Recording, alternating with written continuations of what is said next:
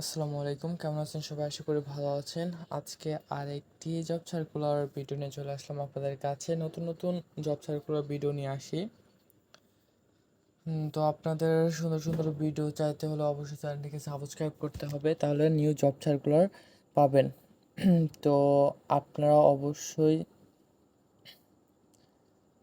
ভালো কিছু job circular করতে পারবেন। সেটা হচ্ছে এখন ইদানিং 16 ঘন্টা আগে আসছে, হচ্ছে পিএসসি পাঠানোর নিয়োগ পরীক্ষা তথ্য গেছে মন্ত্রণালয়ে।